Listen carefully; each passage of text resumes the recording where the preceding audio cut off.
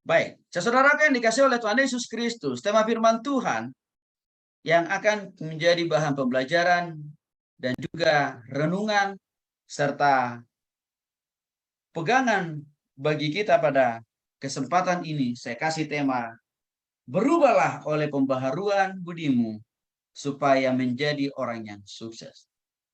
Terambil dalam Roma pasal 12 ayat yang kedua. Saudara yang dikasih oleh Tuhan Yesus Kristus, bicara masalah perubahan, bicara sesuatu hal yang amat dan sangat penting. Mengapa? Karena di dalam perubahan pasti ada kemajuan. Di dalam perubahan pasti ada kesuksesan. Di dalam perubahan pasti ada berkat, mujizat, dan pertolongan Tuhan yang saudara alami. Perubahan itu sendiri sebenarnya saudara yang dikasih oleh Tuhan Yesus Kristus sudah saudara-saudara alami. Terbukti. Waktu saudara dinyatakan oleh dokter masih usia 1 bulan di dalam rahim ibu saudara, maka bulan kedua, ketiga, keempat, sampai dengan bulan ke-9, makin terlihatlah saudara mengalami perubahan di dalam rahim ibu saudara. Sehingga tiba pada yang ke-9, maka saudara akan dilahirkan oleh Tuhan ke dunia ini lewat ibu saudara. Lalu setelah saudara lahir ke dunia ini, lalu saudara juga berubah. Yang dari bayi, lalu menjadi anak-anak, lalu setelah itu menjadi remaja, pemuda atau mahasiswa, dan kelak nanti saudara akan jadi mahasiswa, akan menjadi sarjana, dan setelah itu menjadi profesional, menjadi pengusaha, menjadi bapak dan ibu, dan bahkan menjadi kakek dan nenek. Itu adalah siklus perubahan yang ada di dalam diri semua manusia yang lahir ke dunia ini. Nah, dalam hal ini saya mau jelaskan kepada saudara, bagaimana supaya perubahan itu semakin membawa dampak, membawa kemajuan, dan juga membawa kecerdasan dan kepintaran serta kesuksesan dalam diri saudara. Maka untuk itu, kita perlu melihat bagaimana kita mengalami perubahan itu supaya menjadi mahasiswa yang sukses, supaya menjadi mahasiswa yang akan lulus tepat pada waktunya dan mendapatkan pekerjaan dan masa depan yang lebih baik. Yang pertama, saudara dikasih oleh Tuhan Yesus Kristus dalam Yohanes pasal 3 ayat 3 sampai dengan ayat yang ke-6. Yesus menjawab, katanya, aku berkata kepadamu, sesungguhnya jika seorang tidak dilahirkan kembali, ia tidak dapat melihat kerajaan Allah. Kata Nikodemus kepadanya, bagaimana mungkin seorang dilahirkan kalau ia sudah tua? Dapatkah ia masuk kembali ke dalam rahim ibunya dan dilahirkan lagi? Lalu jawab Yesus, aku berkata kepadamu, sesungguhnya jika seorang tidak dilahirkan dari air dan roh, ia tidak dapat masuk ke dalam kerajaan Allah. Apa yang dilahirkan dari daging adalah daging, dan apa yang dilahirkan dari roh adalah. Saudara kan dikasih oleh Tuhan Yesus Kristus. Perubahan yang saya ceritakan tadi waktu saudara dalam rahim ibu saudara, lalu saudara lahir ke dunia ini, lalu saudara menjadi bayi, anak-anak, remaja, mahasiswa atau pemuda, dan menjadi orang dewasa, dan lain seterusnya. Itu namanya adalah perubahan secara fisik. Tapi hari ini saya mau jelaskan kepada saudara, bagaimana juga saudara harus mengalami perubahan secara rohani. Bagaimana saudara mengalami perubahan secara karakter dalam Kristus. Supaya saudara sukses selama saudara hidup di dunia ini. Dan sesukses itu juga saudara masuk surga.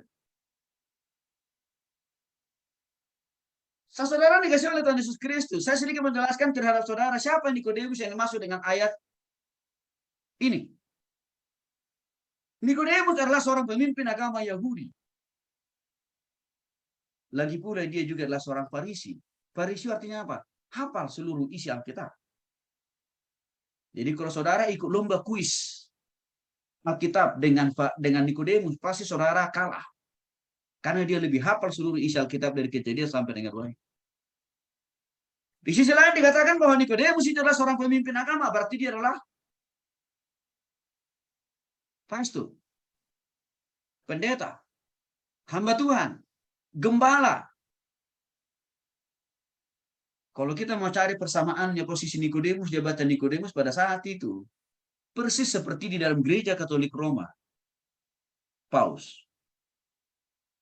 Kalau di gereja-gereja Protestan, jabatan tertinggi dari antara pendeta-pendeta yang ada disebut dengan namanya bishop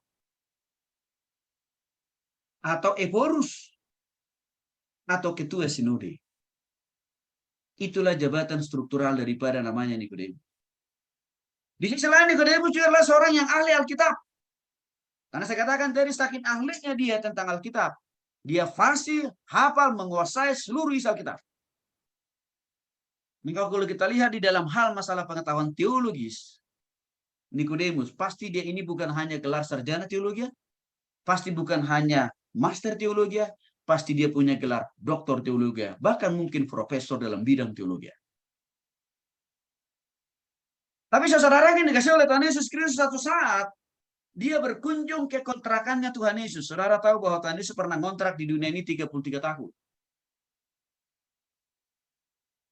Lalu Nikodemus melalui pembacaan Alkitab yang sudah selama ini dia baca tentang Yesus, dia mendengar ada Yesus katanya ngontrak di sebuah tempat. Lalu diam-diam malam hari Nikodemus berjumpa dengan Yesus. Kenapa malam hari? Karena kalau pagi atau siang atau sore hari akan ketahuan sama jemaatnya kan. Dan kalau jemaatnya tahu Nikodemus masih belajar terhadap yang namanya Yesus, maka itu akan merendahkan harga diri dan derajat daripada Nikodemus. Mengapa? Karena dalam perspektif, dalam pandangan jemaatnya Nikodemus, tidak ada lagi orang yang lebih tahu Alkitab dibanding daripada Nikodemus. Maka untuk menjagai penilaian jemaat yang negatif tentang dirinya, Nikodemus, maka dia datangnya malam hari diam-diam. Dalam perjumpaan itu maka adalah diskusi ini yang kita baca hari ini. Apa isi diskusinya?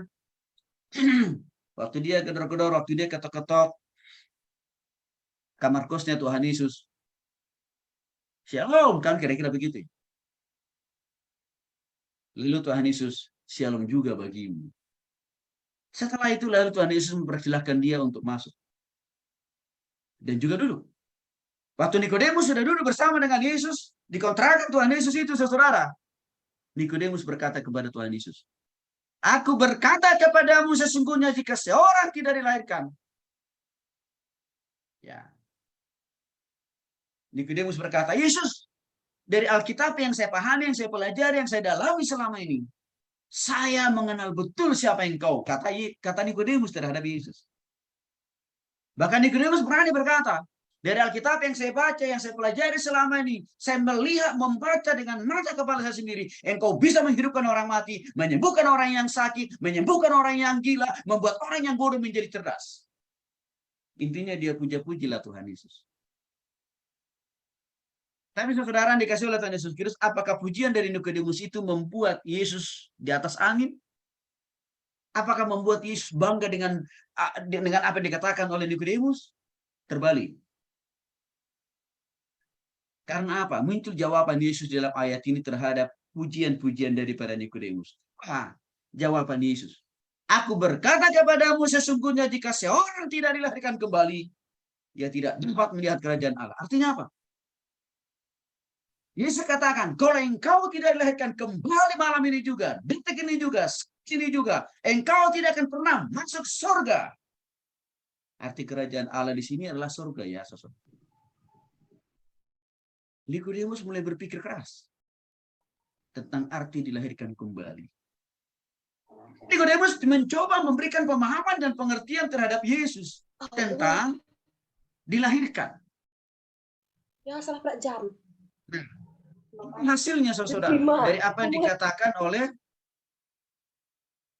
Nikodemus itu tentang pemahaman dia dilahirkan. Dia bilang begini, Bagaimana mungkin aku dilahirkan? Aku sudah tua, Tuhan Yesus. Umurku sudah 90 tahun. Alias sudah bawa anak. Ibu yang melahirkanku juga sudah meninggal. Di sisi lain, Nikodemus juga mungkin katakan, ibu yang dulu pun Tuhan Yesus waktu saya dilahirkan itu sesar di bidan. Kira-kira begitu. Artinya saudara dikasih oleh Tuhan Yesus Kristus, jawaban Nikodemus tadi mau meyakinkan Yesus bahwa tidak mungkin dia dilahirkan kembali karena dia sudah dewasa, bahkan dia sudah tua. Bahkan ibu yang melahirkan dia pada waktu itu juga sudah meninggal. Itu kan pemahaman Nikodemus tentang dilahirkan kembali. Maka Yesus mengklarifikasi, Yesus menjelaskan kepada dia, Nikodemus, engkau salah paham, pahammu salah. Yang saya maksud dilahirkan kembali itu bukan seperti yang kau pikirkan, engkau masuk ke dalam rahim ibumu, lalu engkau keluar. Itu tidak mungkin, kata Yesus.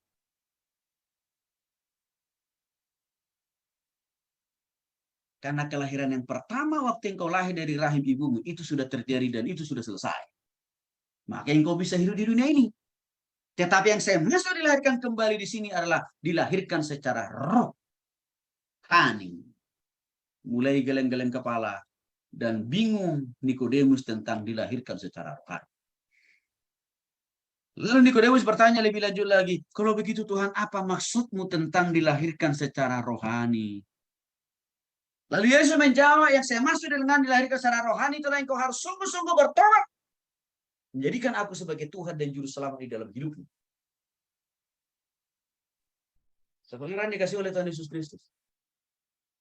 Dasar perubahan untuk menuju kesuksesan secara jasmani, studi, dan masa depan engkau, dan juga dasar perubahan supaya engkau bisa masuk surga. Yang pertama, engkau harus sungguh-sungguh dilahirkan kembali. Engkau harus sungguh-sungguh bertobat terima Yesus secara pribadi dalam hatimu. Jangan engkau pernah berpikir seperti Nikodemus. Oh, agamaku Protestan tukang protes. Agamaku Katolik lebih tua daripada Protestan. Papa mamaku adalah pendiri gereja terbesar di kampungku. Bahkan di KTP saya jelas agamaku Protestan, agamaku Katolik. Menurut saudara, apakah Nikodemus tidak punya agama? Nikodemus itu penganut agama yang pertama kali ada di dunia ini. Yaitu apa? Agama Yahudi. Belum ada waktu itu agama Katolik. Belum ada waktu itu agama Protestan. Belum. Dan agama-agama lain belum. Karena baru agama Yahudi, agama pertama di dunia. Artinya Nikodemus kan memiliki semua itu. Tapi di tengah-tengah semua itu, Tuhan Yesus katakan engkau harus bertobat. Engkau harus percaya bahwa akulah sebagai Tuhan dan Juru Selamat dalam hidup. Saudara kan dikasih oleh Tuhan Yesus Kristus. Aplikasi. Dari Yohanes 3 ayat 3 sampai 6 ini adalah. Engkau, saudara-saudara, harus mengalami kelahiran kembali. Caranya gimana Pak Tony? Engkau harus sungguh-sungguh bertobat, mengakui bahwa engkau adalah orang berdosa. Dan dibalik daripada keberdosaanmu itu, engkau harus sungguh-sungguh percaya Yesus mati di kayu salib untuk menghapus segala dosa dan kesalahan-kesalahan. Itulah yang akan menjadi dasar atau fondasi kesuksesan bagi saudara. Untuk hidup untuk hidupmu, untuk studimu, dan juga untuk masa depanmu di surga. Bukan karena kita menjadi penganut agama A, B, C, dan X. Bukan. Tapi karena sungguh-sungguh bertobat tidak secara pribadi. Ini poin pertama. Kelahiran baru di dalam Kristus menjadi harga mati. Kalau saudara mau mengalami perubahan secara rohani, perubahan secara karakter, perubahan pola pikir, perubahan dalam belajar. Dan juga kalau saudara mau mendapatkan kehidupan kekal di surga, harus mengalami pertobatan dalam Kristus atau kelahiran baru dalam Kristus. Itulah yang saya lakukan 20 tahun yang lalu, 25 tahun yang lalu. Waktu saya berangkat dari kampung halaman saya ke kota Jakarta melanjutkan studi. Persis seperti teman-teman kalian tadi. Saya juga bingung di mana itu kota Jakarta. Saya juga tidak tahu mau ketemu dengan siapa. Tapi yang saya tahu, pasti Tuhan menolong saya. Maka waktu saya kuliah, disitulah saya mengalami pertobatan atau kelahiran baru di dalam Kristus melalui pelayanan seorang mahasiswa yang lebih senior dari saya. Saudaraku, pertobatan kelahiran baru menjadi dasar saudara bisa berubah secara rohani, secara karakter, pola pikir, dan totalitas hidup. Dan juga menjadi dasar saudara untuk masuk surga. Yang kedua, mari kita lihat di dalam slide yang kedua, saudara. Boleh dibaca dulu ayatnya, saya akan panggil namanya. 1 Korintus 5 ayat 17. Heti, Patria, baca dulu 1 Korintus 5 ayat 17.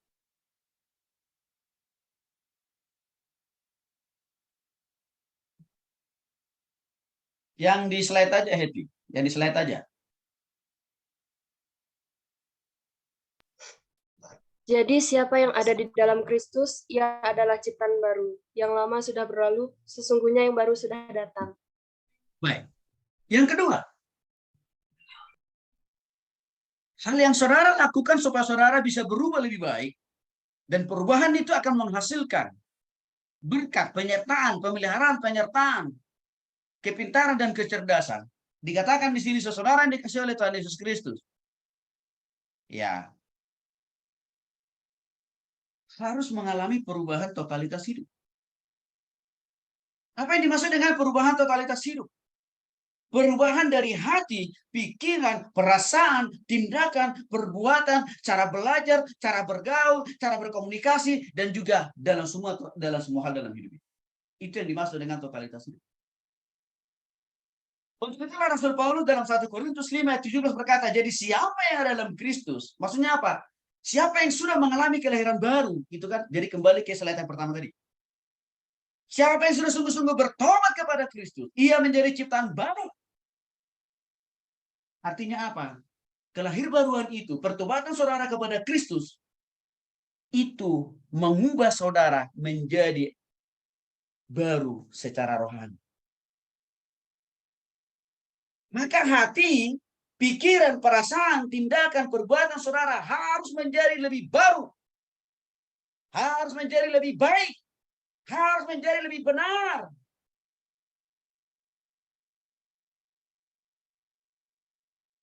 Maksud juga.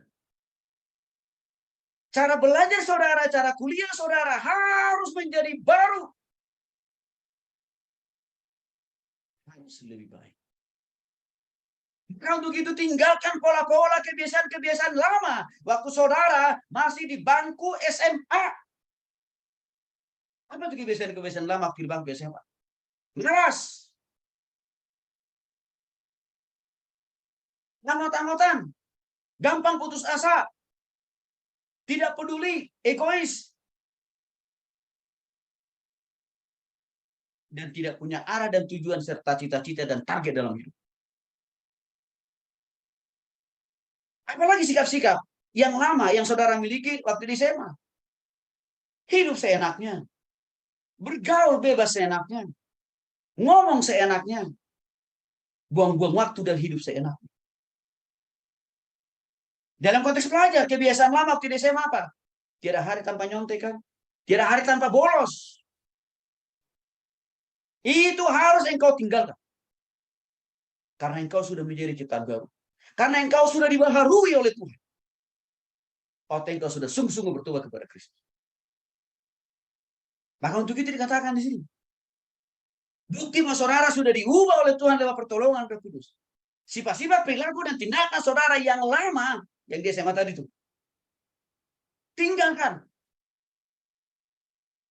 Ganti.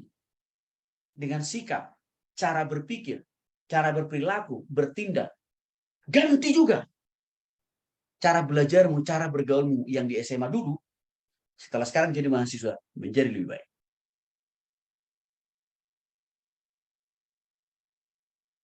Saudara perhatikan di slide itu ada gambar ilustrasi perubahan atau proses metamorfosis dari ulat menjadi kupu-kupu. Saudara, waktu dia masih ulat, saudara bisa bayangkan, coba saudara sekarang bayangkan kalau ada ulat sedang menjalar di seluruh bagian tubuh saudara dari bawah sampai ke punggung. Ulatnya itu hitam kecoklat-coklatan. Besarnya segini kira-kira, sejempol saya. Bulunya juga cukup panjang. Dia menjalar mengelilingi seluruh bagian-bagian tubuh saudara. Dan saudara tahu, sambil ulat itu bergerak, dia juga rajin meninggalkan gatal di seluruh bagian-bagian tubuh saudara. Artinya apa? Waktu dia masih dalam posisi sebagai ulat, manusia tidak ada yang menyukai. Manusia jijik melihat ulat. Saking jijiknya, kita pingin rasanya secepat mungkin untuk mematikan itu ulat. Kenapa? Karena gestur, karena bentuk tubuh, perilaku, apa yang dikerjakan oleh ulat itu tidak ada yang positifkan. Itu adalah gambaran pola kehidupan orang yang belum berubah.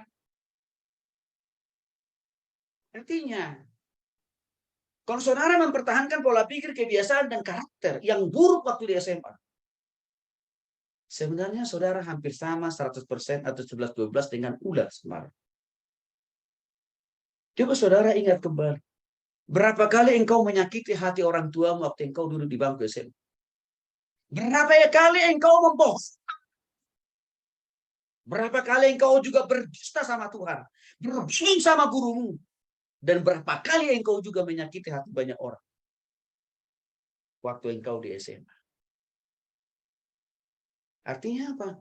Itu sama seperti sikap, sifat ulat tadi.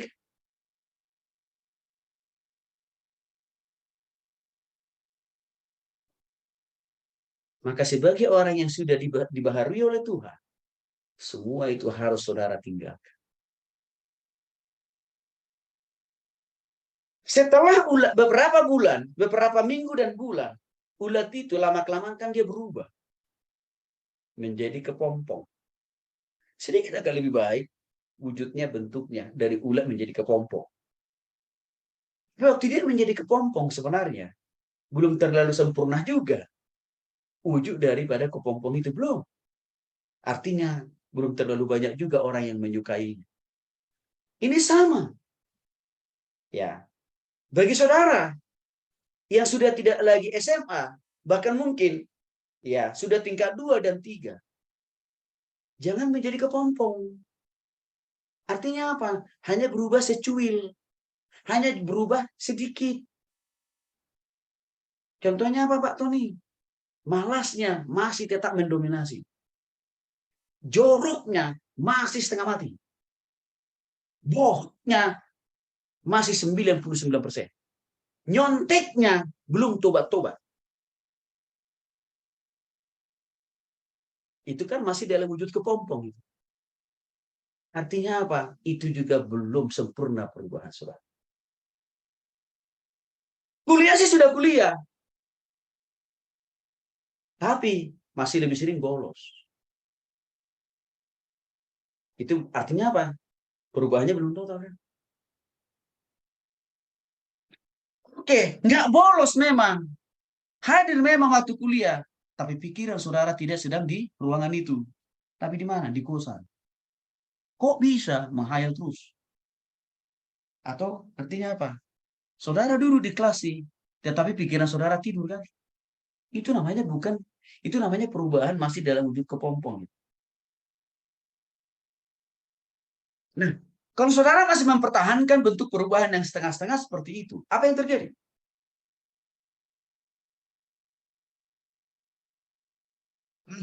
Muncullah kegagalan demi kegagalan di dalam studi saudara. Apa itu?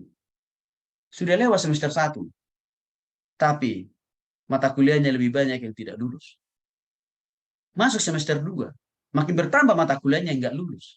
Masuk semester 3, ya makin banyak yang tidak lulus, hanya cuma 1 yang lulus. Itu artinya berarti perubahan itu belum total kan? Maka di sini saudara, kepompong itu tadi harus sampai kepada perubahan yang lebih total, yaitu menjadi kupu-kupu. Tapi bukan menjadi kupu-kupu malam.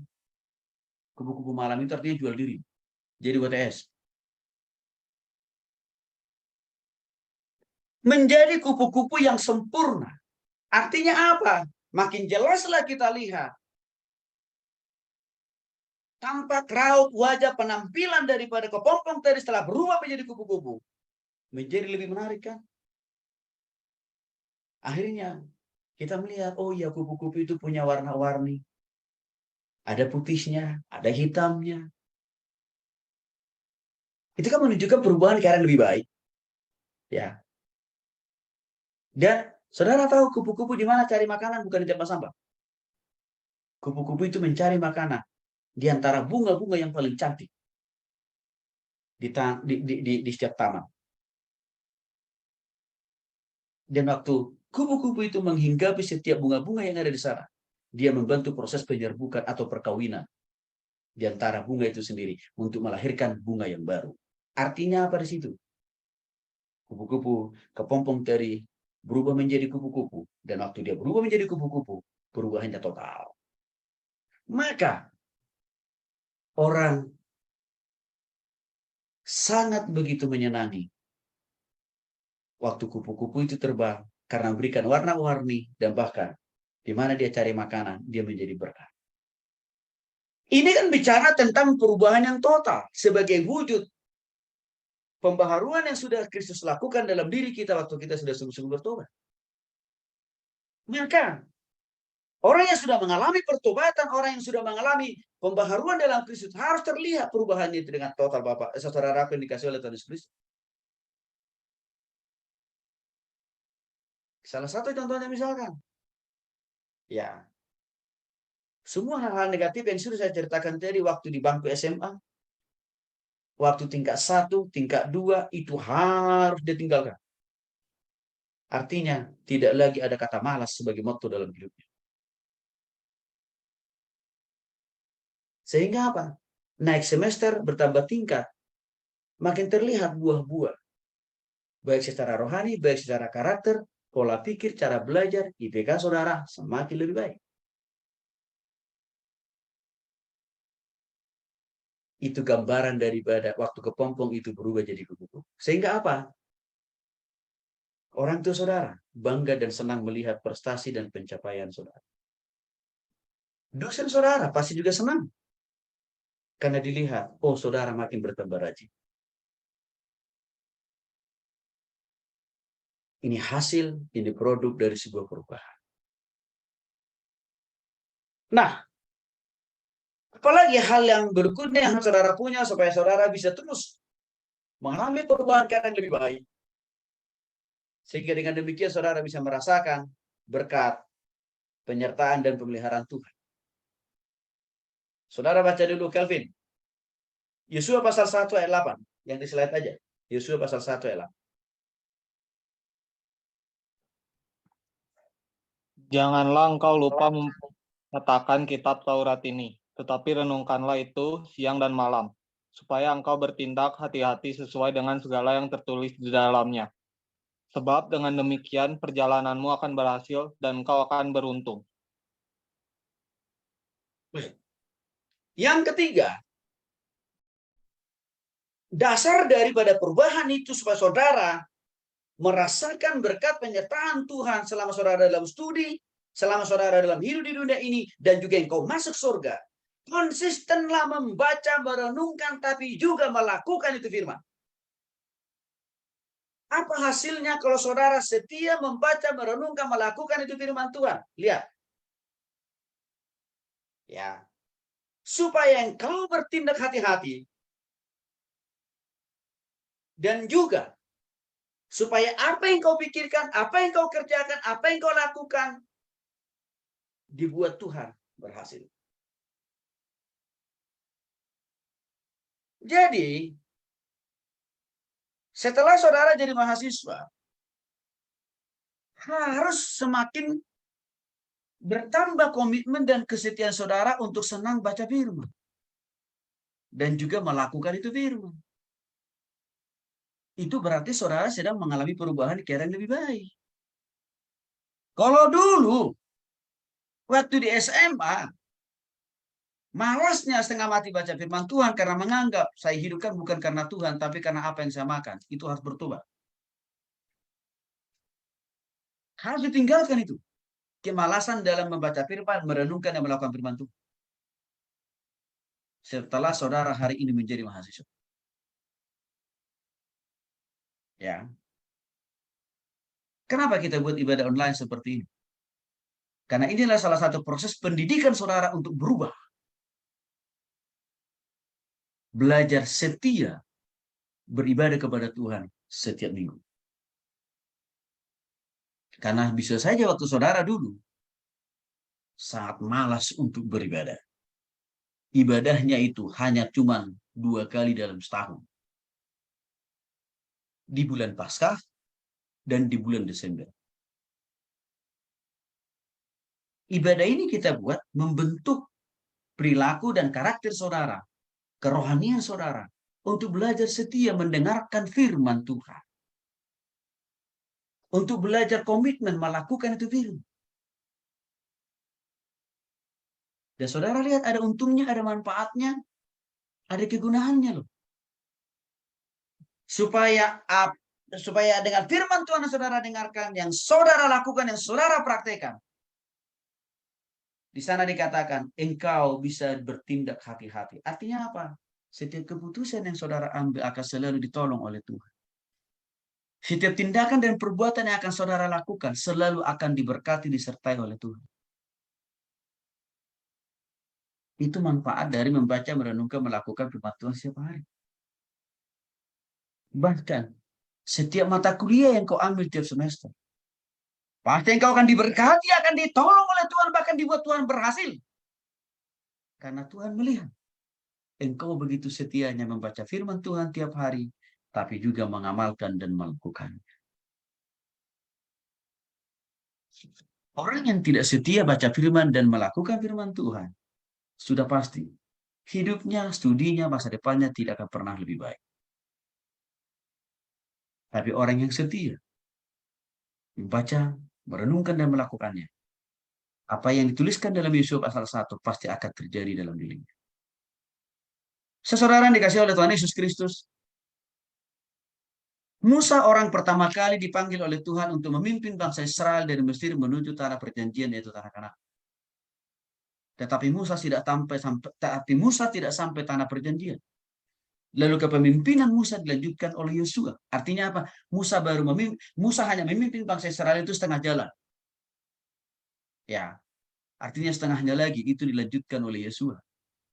Apa kunci sukses? Apa kunci keberhasilan daripada Yosua?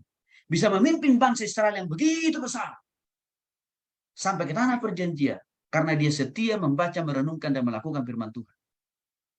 Maka dia sukses menjadi seorang pemimpin besar. Maka dengan demikian saudara akan dikasih oleh Tuhan Yesus.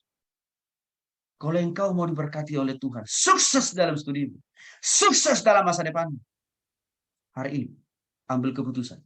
Tuhan, saya mau lebih setia membaca, merenungkan dan melakukan firman Tuhan. Itu juga alasannya kenapa saya minta saudara perlu mendengarkan renungan yang saya kirim di dalam YouTube, di grup WA. Karena saya sedang menuntun saudara untuk mengalami berkat dan kesuksesan daripada Tuhan. Melalui setiap firman Tuhan yang saudara dengarkan di dalam YouTube saat itu. Itu tujuan saya saudara. Karena Yosua berhasil, karena juga setia membaca, merenungkan, melakukan firman Tuhan. Saudara yang dikasih oleh Tuhan Yesus Kristus. Bagi saudara yang senior, tugas kuliah yang akan saudara ikuti pasti makin bertambah berat. Tapi itu wajar. Karena saudara sudah melewati semester 1, 2, 3 kan? Itu wajar kalau tingkat kesulitannya lebih berat. Lebih bertambah wajar. Karena saudara bukan lagi mahasiswa baru, tapi sudah senior. Tetapi kuncinya, strateginya alat suksesnya supaya saudara dapat terus menghadapi banyaknya tugas, tanggung jawab yang harus saudara lakukan dan kerjakan di sela-sela kehidupan saudara sebagai mahasiswa yang semakin lebih senior. Setiap baca, renungkan, lakukan itu firman.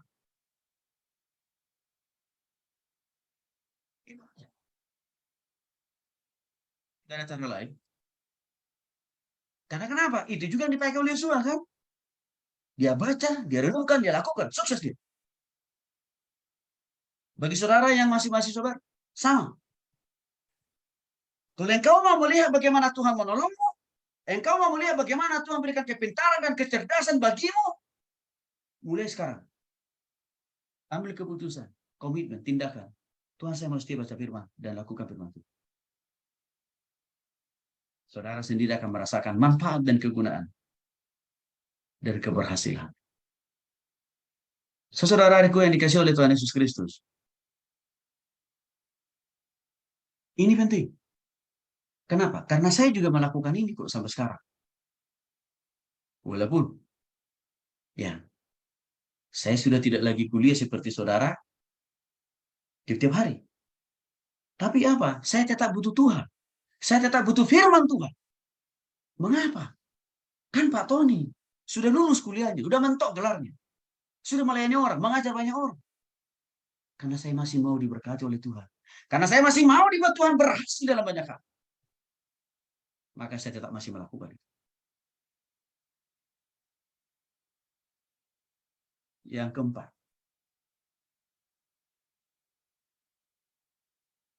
Kristian. Baca 1 Korintus 10 ayat 31. Yang di slide aja. Jika engkau makan atau jika engkau minum, atau jika engkau melakukan sesuatu yang lain, lakukanlah semuanya itu untuk kemuliaan Allah. Terima kasih, Baik. Pak. Hal yang keempat.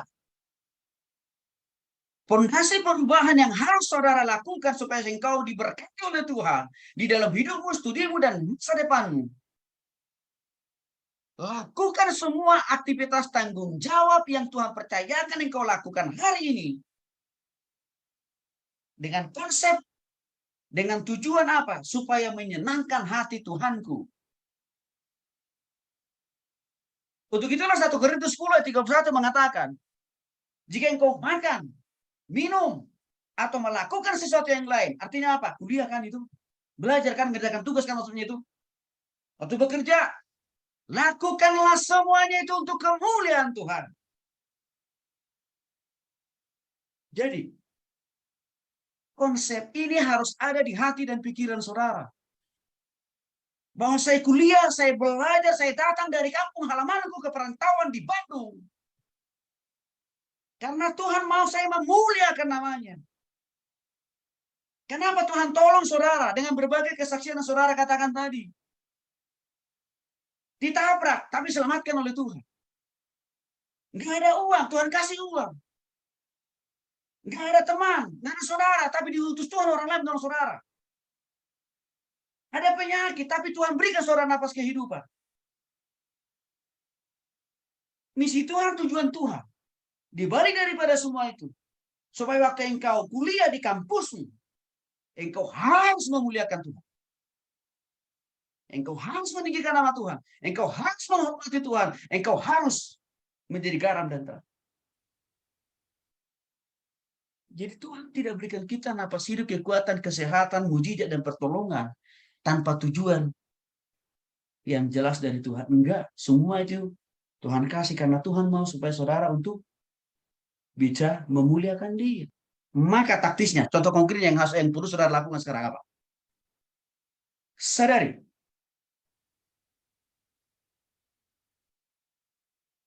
Atas semua pertolongan-pertolongan Tuhan yang saudara alami itu tidak sia-sia, itu tidak gratisan Tuhan berikan kepada saudara. Tapi harus saudara pergunakan kemudahan-kemudahan itu, pertolongan-pertolongan Tuhan itu untuk apa? Semakin memuliakan nama Tuhan. Saudara dikasih oleh Tuhan Yesus Kristus. Tiap-tiap hari kan, tiap-tiap detik, menit, jam, hari, minggu, bulan, dan tahun kan kita dikasih napas kehidupan kan. Saudara tahu, Tuhan kasih saudara napas kehidupan. Maksud dan tujuan Tuhan adalah dengan napas kehidupan itu, dengan kekuatan dan kesehatan itu, engkau harus pergunakan itu untuk memuliakan Tuhan. Caranya gimana, Pak Tony? Dengar ya. Satu. Muliakanlah Tuhan setiap hari dalam hidupmu. Dengan cara apa? Setialah berdoa kepada Dia. Jangan lagi malas berdoa. Setialah baca firman dan melakukan itu firman.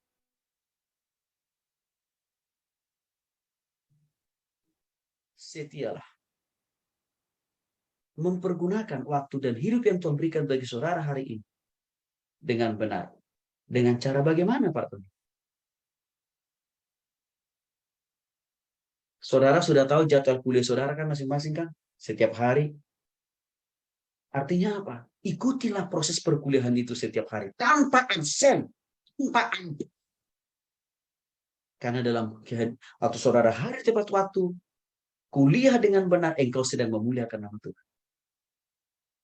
Waktu ada tugas yang dosen percayakan kepada saudara, kerjakan secepat mungkin. Jangan pakai kata, kapan-kapan. Tapi kerjakan hari itu juga. Jangan tunggu hari esok. Jangan buang-buang waktu hanya untuk tidur dan juga hanya untuk main-main. Itu caranya memuliakan nama Tuhan. Dalam hal pergaulan, muliakan juga Tuhan. Caranya gimana? Tidak usah mengikuti pola hidup dan pergaulan orang lain. Apa itu? Merokok? Nggak penting, nggak perlu engkau ikuti itu. Karena kenapa? Itu merusak kehidupan rohanimu, merusak kehidupan jasmanimu, dan membuat saudara makin bertambah bodoh. Apalagi mengkonsumsi narkoba, miras, nonton, lihat gambar film porno. Engkau harus tinggalkan itu, karena itu tidak memuliakan nama Tuhan. Itu contoh paling tisnya bagaimana memuliakan Tuhan. Kalau saudara lakukan itu dengan konsisten, dengan setia, hasilnya apa? Saudara akan merasakan setiap semester nilaimu pasti diberkati Tuhan dengan nilai yang baik. Setiap tingkat pasti nilaimu makin naik. Akhirnya apa? Engkau lulus tepat pada waktunya. Dan Tuhan sudah sediakan ladang pekerjaan. Itu hasil dari segala yang saudara lakukan untuk memuliakan nama Tuhan.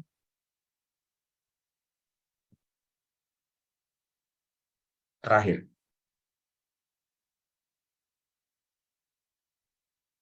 Baca dulu ayatnya. Calvin. Matius 28, 19 sampai 20.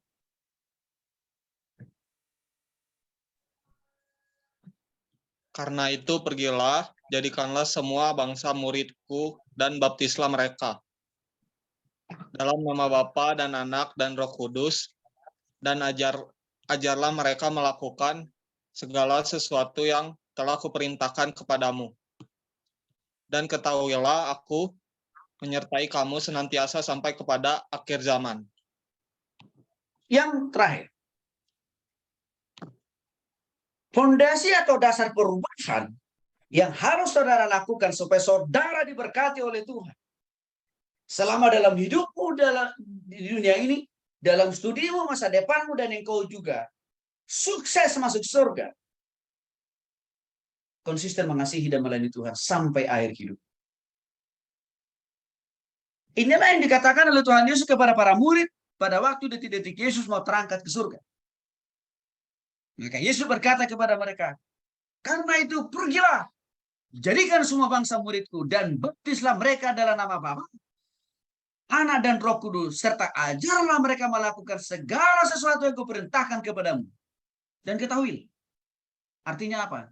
Kalian nggak usah takut, nggak usah ragu. Aku menyertaimu sampai kepada akhir zaman. Ini bicara tentang konsistensi, kesetiaan untuk mengasihi dan melayani Tuhan seumur hidup. Jadi kalau dulu saudara, ya, belum total mengasihi Tuhan, belum setia mengasihi Tuhan, waktunya sekarang untuk lebih setia mengasihi Tuhan. Ya, dulu mungkin saudara tidak merasa penting mengasihi Tuhan karena menganggap saya hidupkan bukan karena Tuhan, tapi karena apa yang saya makan dan minum. Tapi sekarang saya harus katakan kepada saudara, perjuangan hidup saudara bukan makin bertambah ringan, tapi makin bertambah berat. Tantangan, persoalan, pergumulan, penderitaan yang saudara alami akan makin bertambah-tambah. Itu udah pasti. Karena saudara bukan anak SMA lagi. Saudara masih kan? Jadi jangan lagi bermimpi dan berharap memakai pola pikir kebiasaan di masa yang lalu. Jangan lagi bermimpi dan berharap dosen-dosen saudara akan mengelus-elus saudara seperti waktu di SMA. Akhiri mimpi itu. Jangan kelamaan hidup dalam mimpi. Kenapa? Karena waktu saudara jadi mahasiswa, saudara akan berjumpa dengan berbagai macam karakter dari dosen kan. Banyaknya karakter yang berbeda di antara para dosen itu tidak mudah buat saudara untuk bisa menghadapi mereka. Tidak mudah. Apalagi saya harus kasih tahu juga. Saudara itu kuliah di Kota Pasundan. Apa maksudnya Kota Pasundan, Pak Tony? Dosen saudara mungkin yang satu keyakinan, satu agama. Hanya mungkin satu dua. Saya salah satunya kan. Tapi 99% dosen saudara beda keyakinan dengan saudara. Itu kan tantangan juga buat saudara. Kalau saudara tidak bisa memahami mereka, beradaptasi dengan mereka, apa kira-kira yang terjadi? Saudara belum UTS, udah langsung keluar nilai saudara, tapi baru disimpan di hati dan pikiran dosen saudara. Nanti akan dikeluarkan setelah pengumuman. Apa hasilnya? E. Kok bisa? Karena mungkin saudara tidak bisa beradaptasi dengan aturan yang dibuat oleh dosen saudara. Karena saudara masih memakai pola pikir lama kan gitu.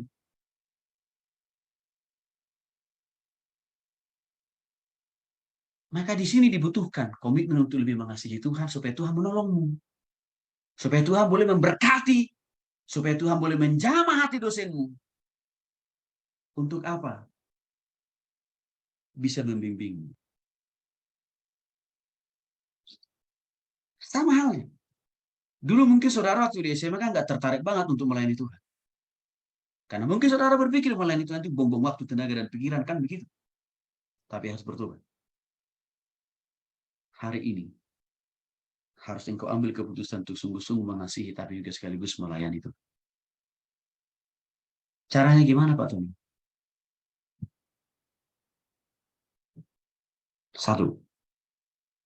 Waktu saudara saya minta tadi bersaksi, itu sama sebenarnya saudara sedang saya bimbing untuk apa?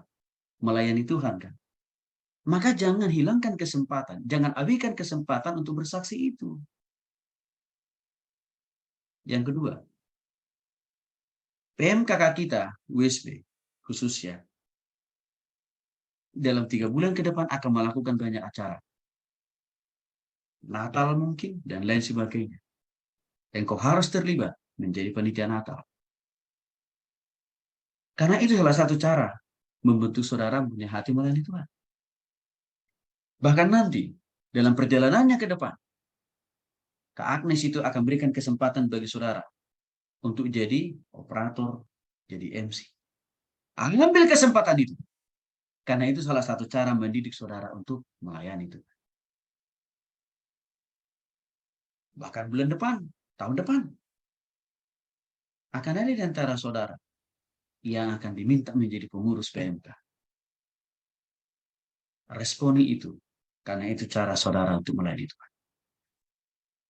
Kesimpulannya, Emang Pak Tony ada hasilnya nggak sih? Apa dampaknya sih? Apa manfaatnya sih kalau saya mengasihi Tuhan dan melayani Tuhan sejak dari sekarang? Banyak manfaatnya. Kakak-kakak senior saudara yang ada di ruang Zoom ini, mereka sudah mengalami dan merasakan kasih setia dan pertolongan Tuhan waktu mereka setia mengasihi dan melayani Tuhan. Semester demi semester bisa mereka lewati dengan baik, dengan IP bahkan IPK yang terus semakin lebih baik dan semakin lebih naik. Hasil daripada membayar. Saudaraku yang dikasih oleh Tuhan Yesus Kristus, lakukan ini firman. Maka berkat akan datang untuk menghampiri hidup saudara. Nah, di akhir dari khotbah saya ini kita akan mendengarkan kesaksian dari Yoel. Perubahan apa yang harus dia lakukan? Yang harus dia alami sejak dia masuk ITB sampai sekarang. Dia semester 5. Yoel, Iya, Bah. kamu perkenalkan diri, namamu siapa dan juga kamu anak siapa? Oh ya, Dan kamu kuliah di mana? perkenalkan nama saya Yoel Enrico Miliano, anaknya Pak Tony. Sekarang semester 5 di Teknik Kimia ITB. Baik. Yoel, coba kamu sharingkan dulu. Perubahan apa yang harus kamu alami, lakukan waktu kamu jadi mahasiswa di ITB? Perubahan yang paling besar ya jelas soal belajar sih, karena zaman SMA kan gak ada tuntutan untuk apa ya, setiap tahun kan pasti kayak otomatis naik kelas, nilai berapapun tuh gurunya kayak gak begitu memperhatikan murid, tapi sejak masuk kampus harus mau gak mau tuh belajar sampai subuh, tengah malam, dan itu kadang banyak banget tuh ungkapan usaha mengkhianati hasil mengkhianati usaha tuh banyak karena sesusah itu. Dan itu pas tingkat pertama tuh kan, tingkat pertama tuh ada ancaman DO juga kalau IPK-nya di bawah 2, dan itu bikin takut banget. Terus masuk semester 3 semester 4 udah mendingan gara-gara matkulnya udah sesuai sama yang dipinginkan dan lebih mudah semester 3 semester 4. Tapi masuk semester 5 lebih tantangan lagi karena dosen-dosen yang semester 3 semester 4 tuh ngajarnya santai, semester 5 tuh sangat-sangat serius. Plus sekarang tuh banyak mata kuliah laboratorium, dan sebelum laboratorium tuh kita tuh diuji sama dosen kayak apa ya, mirip-mirip sama sidang skripsi gitu, tapi ini untuk khusus satu modul, dan di situ tuh dosennya benar-benar nuntut kita untuk apa ya, untuk paham, untuk tahu apa setiap langkah yang bakal lakuin di lab kan. Dan di situ tuh jawabannya harus benar-benar apa yang dimau dosen, karena jujur kalau di semester 5 dosen-dosennya tuh kejam-kejam. Itu hari temen aku dapet ngejawab pertanyaan, dosennya tuh sampai ngomong jawaban Anda memalukan sekali, itu kan kena mental banget kan. Nah di situ tuh kalau setelah masuk semester 5 tuh perubahan yang harus dialami itu ya bukan cuma belajar doang, tapi harus paham banget gitu. Satu sisi serem, tapi satu sisi lagi bersyukur gitu, karena ketika ngadepin dosen kayak gitu tuh rasanya tuh kuliah nggak sia-sia gitu. Ada perasaan dimana ketika kita lulus kuliah nanti kita bakal paham sesuatu gitu, karena udah dimonitoring sejak dulu gitu. Kadang setelah lab itu dikasih suruh buat laporan, dan itu deadline-nya 24 jam, dan itu biasanya 40 halaman, dan ada tulis tangan juga. Jadi paling gitu sih, tantangan paling berat selain tingkat 1 sekarang semester 5. Baik. Apa hasil dari semua perubahan-perubahan yang sudah Yoel alami itu? Perubahan pastinya kita kayak dipaksa mau gak mau, tapi outputnya bagus gitu. Jadi makin rajin, jadi makin kritis, makin cermat dalam berpikir. Terus waktu-waktu yang kita punya tuh jadi lebih termanfaatkan hal positif, karena kayak waktu kosong dikit harus dipakai buat mikir-mikir terus itu. Gak ada waktu sisa untuk hal-hal lain. Baik. Bagaimana dengan jam tidurmu? Banyak berubah nggak? Semester 5 berubah banget. Jadi sering banget Berubahnya baru beres buat laporan, dan ini minggu depan masuk minggu ITS, itu kadang tidur tuh kalau nggak ada laporan pun tidur baru jam 2, kelas jam 8. Kalau ada laporan tuh bener-bener baru tidur jam 4 pagi gitu. Berarti jam tidurmu setelah masuk semester 5 makin lebih banyak jam tidurnya atau makin lebih sedikit? Sedikit. Berapa jam jadinya? Kalau dulu waktu di SMA berapa? Kalau tidurnya SMA berapa jam dulu? SMA tidur 10 jam masih bisa. Kalau kuliah semester 5 tidur paling dapat tidur 4 jam, 4-5 jam udah bersyukur banget. Tapi itu lebih minim ya, lebih minim sering dapat segitu ya. Iya, minim banget. Oke. Berikutnya Yoel, hubungannya dengan Tuhan. Di tengah-tengah tantangan tadi, kesulitan tadi, keterbatasan waktu yang diberikan oleh dosen. Bagaimana dengan doamu dan juga pembacaan firman Tuhan tiap hari? Pastinya kalau untuk berdoa pasti jadi bakal lebih sering ya. Naturalnya manusia ketika kita banyak stres dan apa yang ada buat kita kan cuma ada Tuhan gitu. Dan ketika kayak gitu nggak ada yang bisa ngebantu lagi, cuma dari Tuhan doang. Dan ketika berdoa selain nenangin itu bisa benar-benar ngebantu banget ketika lagi stres dalam kuliah gitu. Baik, makasih. Saudara yang dikasih oleh Tuhan Yesus Kristus, apa yang disaksikan oleh Yoel tadi, ya, situasi dan kondisi setelah jadi mahasiswa banyak yang berubah. Bahkan waktu di tingkat 1 masuk waktu semester 1 masuk tingkat 2 juga harus berubah. Bahkan waktu masuk jadi tingkat 2 masuk tingkat 3 harus makin banyak. Dasar perubahan itu harus dimulai bersama dengan Tuhan, yaitu harus sungguh-sungguh lahir baru atau bertobat kepada Kristus. Itu yang pertama. Yang kedua, harus menunjukkan bukti-bukti konkret dari perubahan itu. Dari tindakan, perbuatan, perilaku, cara belajar saudara. Yang ketiga, kesetiaan membaca firman Tuhan setiap hari. Yang keempat, setia dalam berdoa tadi seperti yang Yoel katakan. Dan yang terakhir, semakin mengasihi Tuhan. Karena tidak ada kekuatan lain yang bisa saudara andalkan menghadapi tantangan, pergumulan, kesulitan yang ada tanpa Tuhan. Itulah yang harus saudara alami. Itulah yang harus saudara lakukan. Kalau saudara mau diberkati oleh Tuhan di tengah-tengah kesukaran dan kesulitan dalam hidup, studi, dan masa depan saudara.